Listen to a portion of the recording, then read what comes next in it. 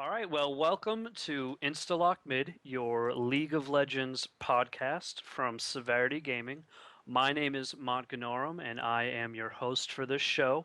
I'm joined today by Rensler and Aloysius, and we're gonna be talking about League of Legends, the Riot community, and we're just gonna be a source of information for you guys to come on and participate in the show.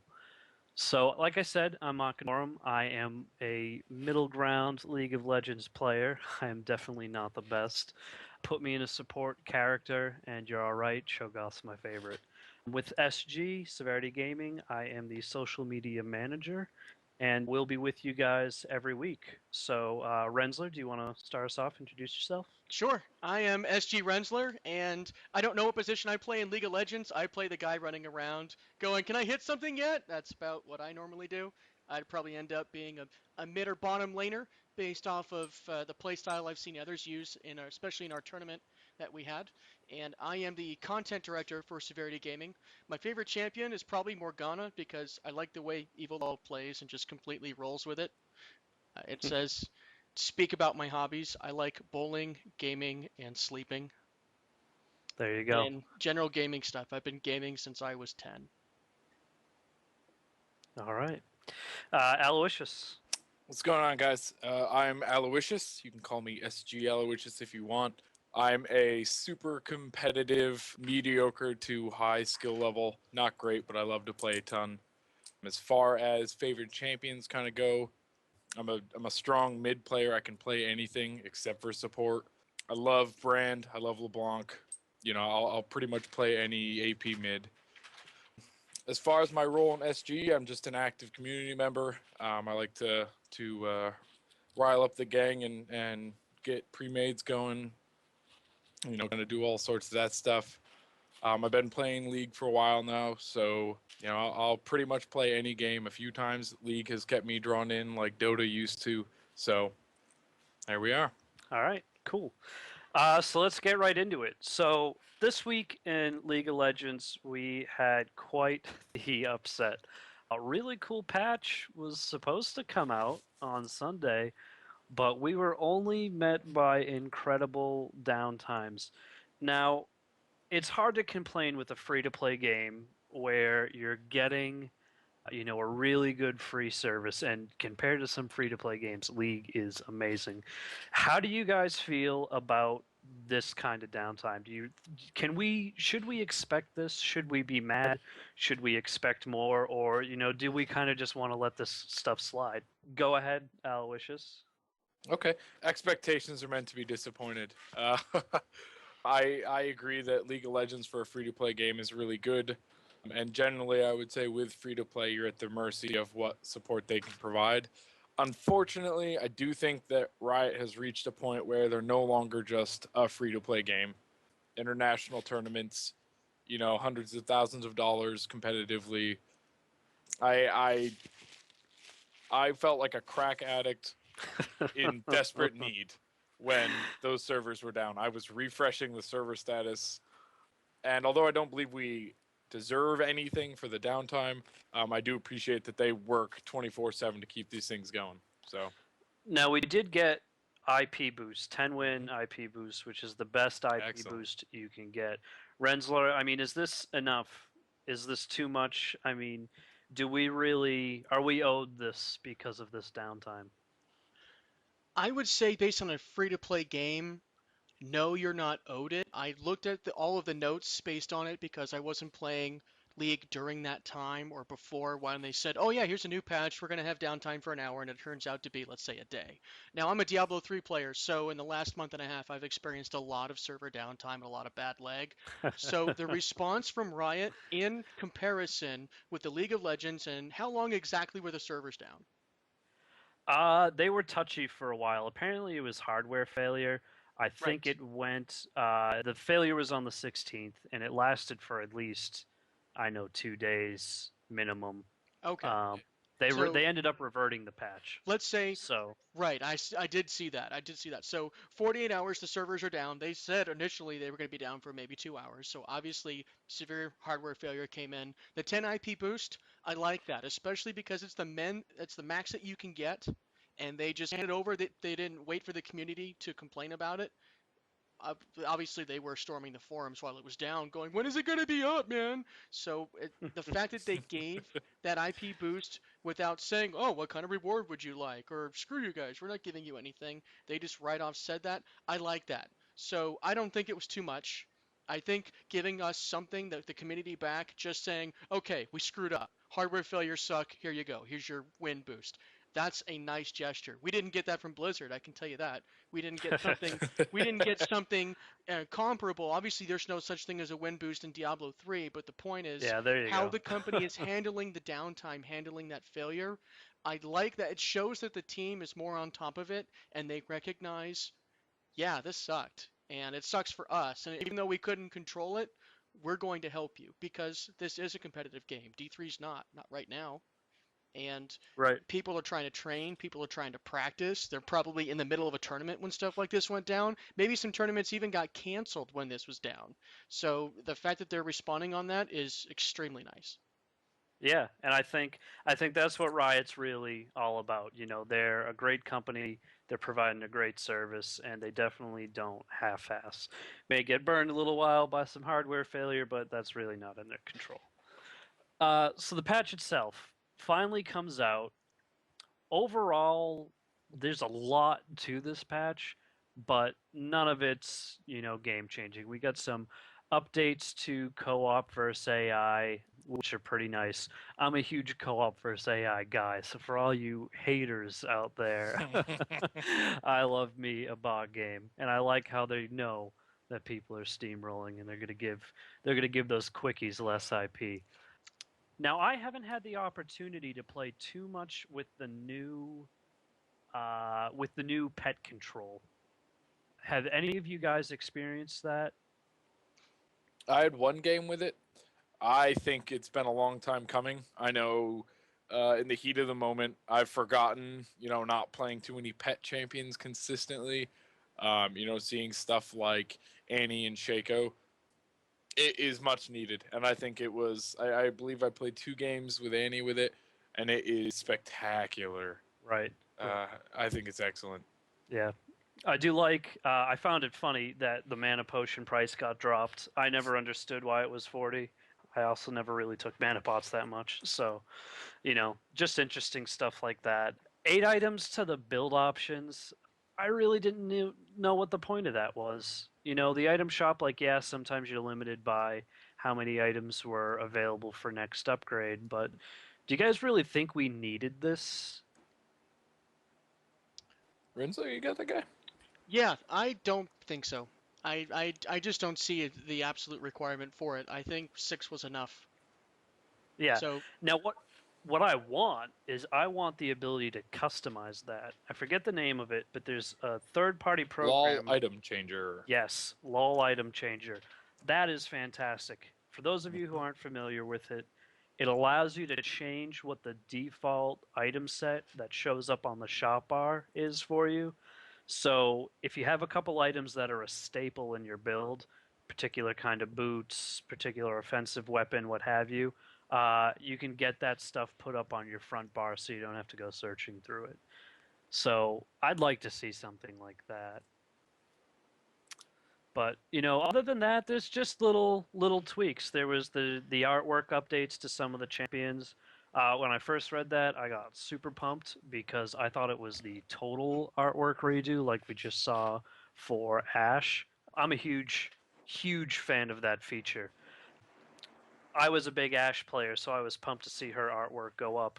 Rensler, if you had to pick a champion for total art rework, it can be new, it can be old, who's it going to be? I'd say Jax. Jax. Really? Now, he got his portrait updated, and he looks way more badass in his portrait than he looks in actual game.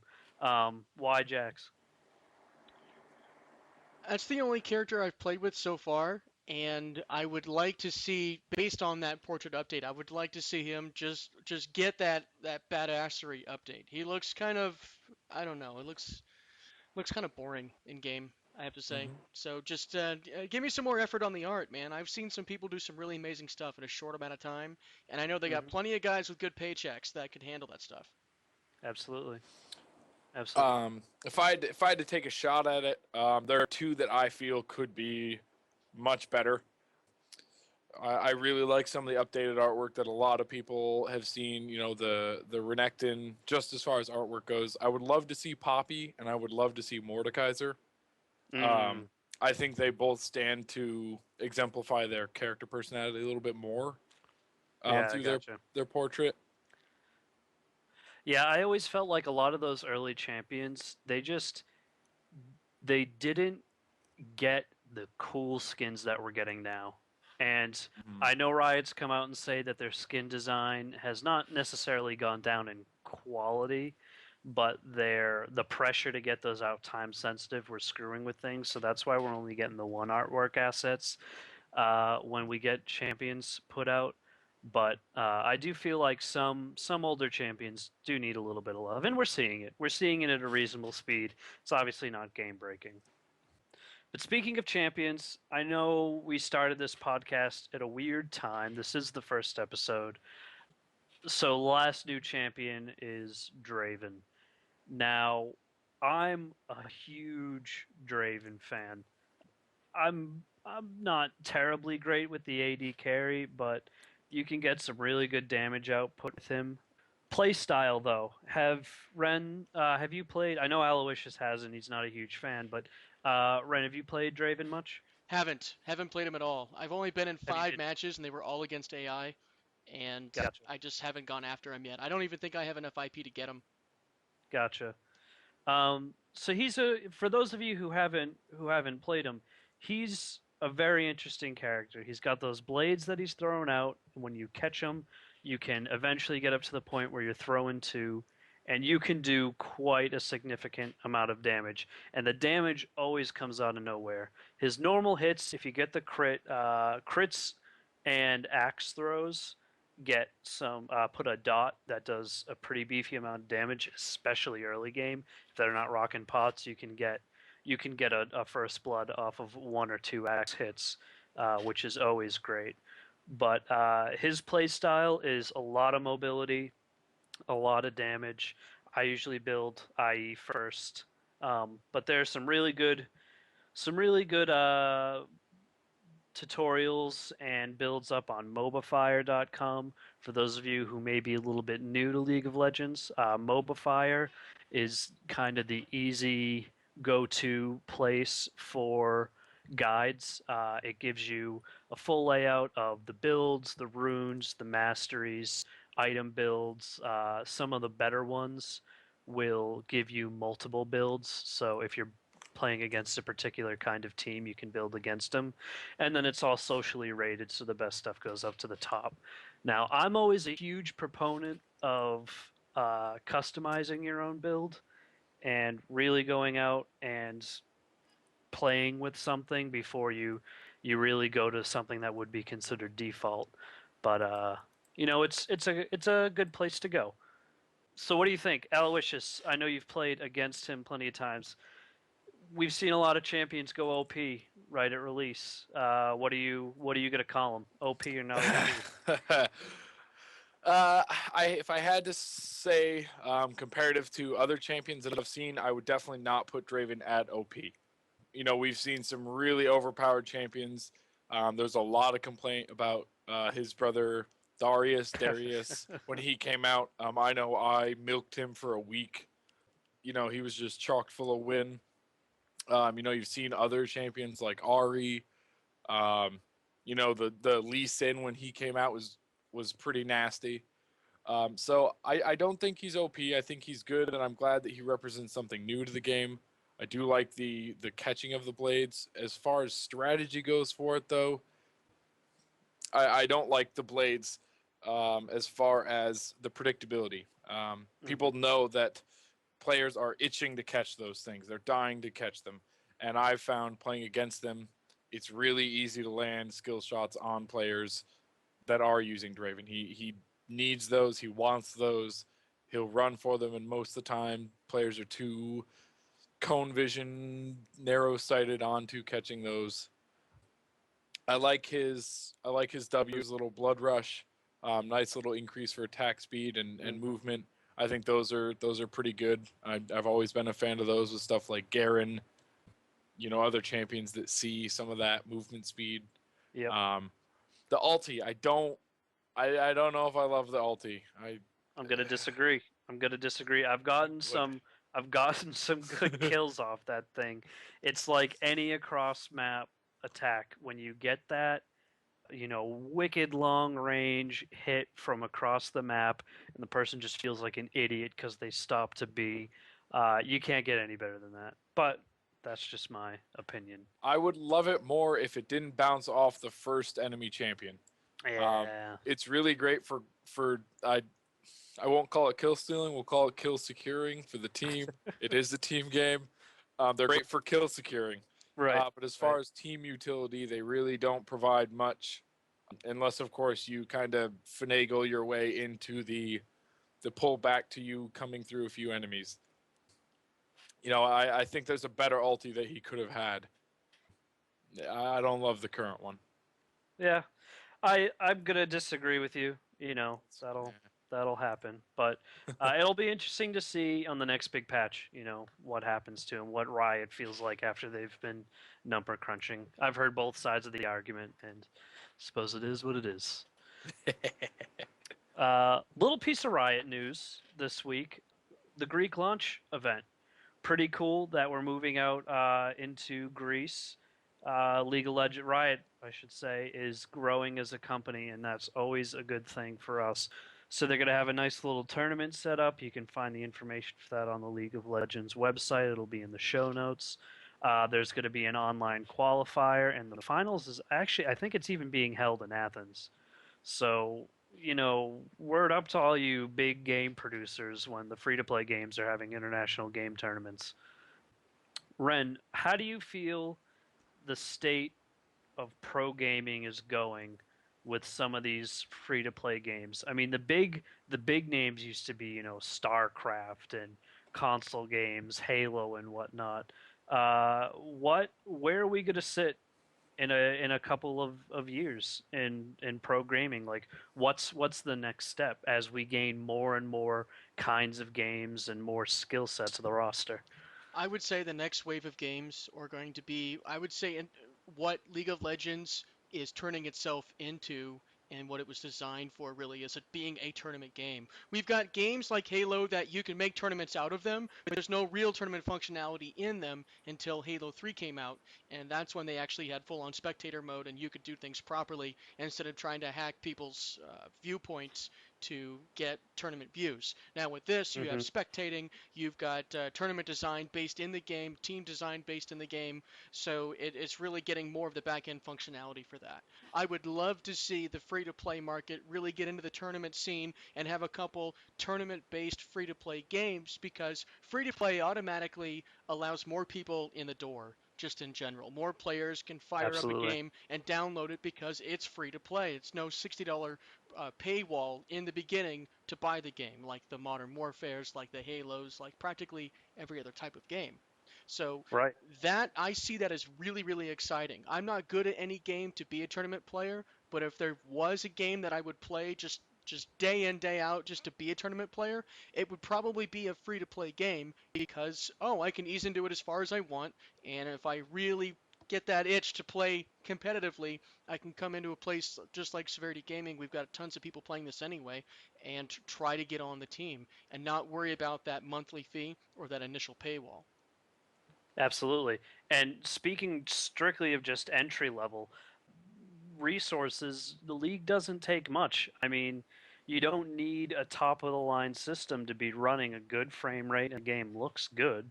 So it's not, with the consoles, everybody has a console. There's not too much you can do with the console to give you the edge. But some of those games, some of the top of the line PC games, you need a good box to run those. And a game like League, that's, eliminated. Of course, I'm running a PC or Windows on a Mac, so just terrible to begin with. So As far as competitive gaming, I just wanted to kind of make an insightful note a little bit. I do come from a little bit of a tournament experience. I did used to play Counter Strike. pretty heavily, even a little tournament. I was on a sponsored team for a while. Mm-hmm. I'm actually really excited about the excitement and media attention that League of Legends is providing. The number of international tournaments with broadcasting, with a number of really well-known websites, hosting streams for those tournaments. You're seeing a big following behind teams, behind players. People know big names like Hotshot GG and Reginald and all those players, and I would say that for a lot of competitive games, and you look at stuff like Counter-Strike, like StarCraft, I think League of Legends is doing that, and I almost say doing it. I'm willing to say doing it the best. I think their publicity is great. Riot has maintained a really public and good front-facing image towards its customer base. I like the interaction that they have, and I think that they, if anything, will start the movement to get competitive games pushed into possibly even something like live TV. Absolutely.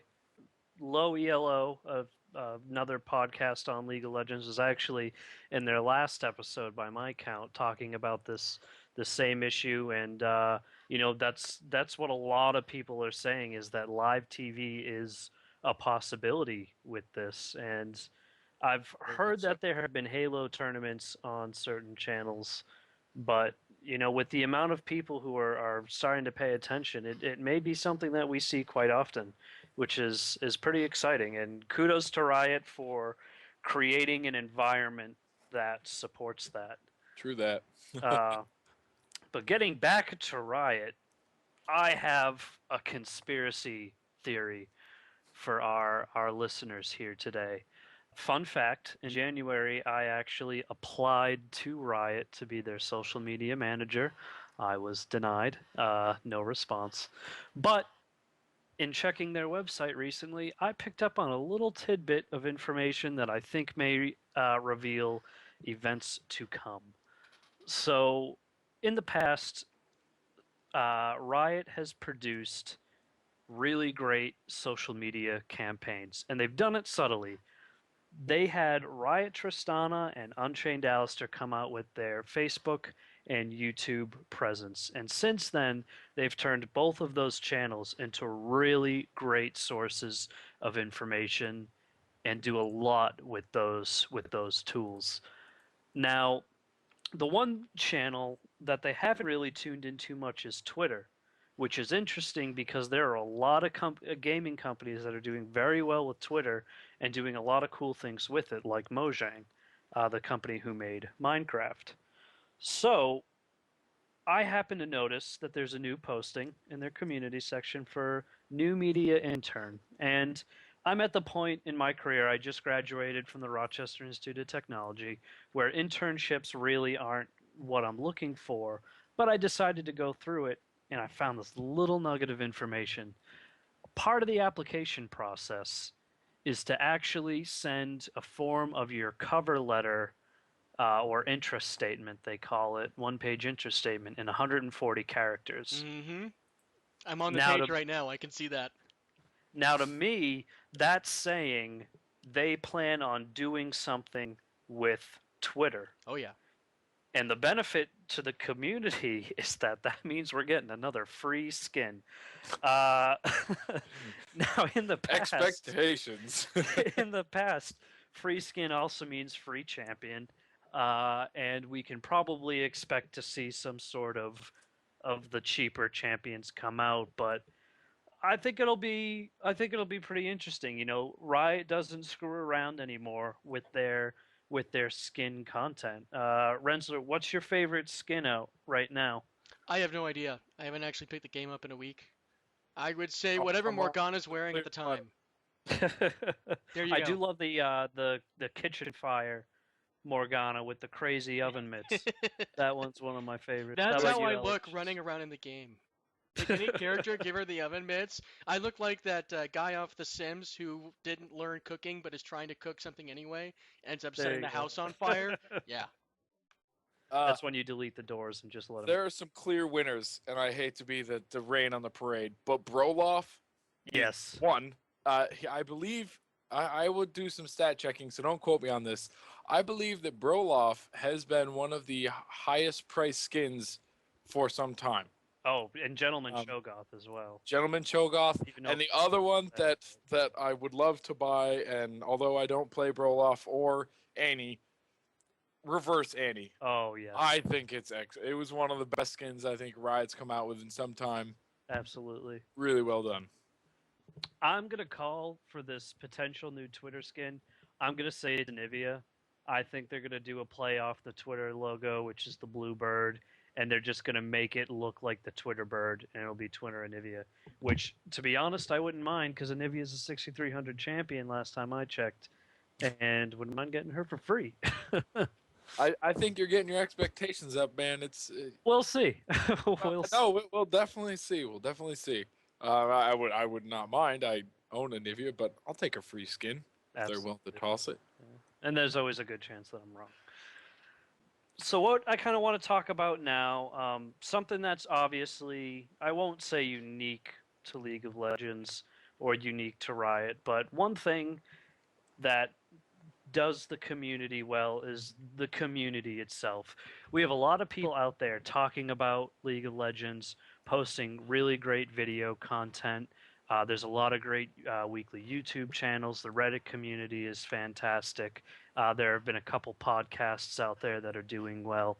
And what I want to do every week is highlight one of these communities. Somebody out there who's doing really well for the community, posting great content, and just furthering the game by furthering its community. So this week, it's actually reddit.com, not the website itself, but a particular user, champion discussion. That's champion underscore discussion. And each week, this mystery person posts a champion discussion. This week, the week of the 19th of June 2012, we have Cassidon the Voidwalker, and it's got all of his stats on there. It's got the full verbiage on his spells with all the increments rising. And the great thing about this is that it breaks out into this long discussion on this champion. And sure, some of the things that end up going on are pretty funny, but there's an amazing amount of information you can obtain from posts like this. So kudos to you, champion discussion. Really great work. Keep it up. For those of you who haven't seen any of his posts, definitely go on and check that out. And we're going to be seeing weekly content from him, so always a great thing. So to wrap up the show, we've got about a minute and a half left from our half-hour expected mark. We have a little contest for our community, our new listeners. So 1 week from the posting of this video, which today is Thursday, we don't know if we're actually going to get it out today. We're going to try our best. But It's not going to be out today. It's Friday morning. all right, well there we go. The man himself.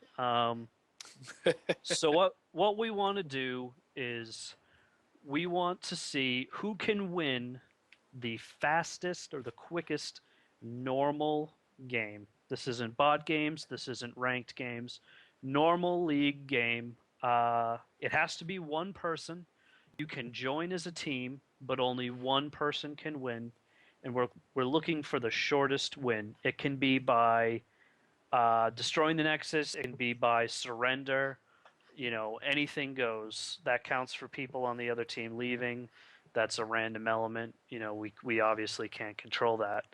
So what you need to do to win is submit the closing screen, the game summary panel with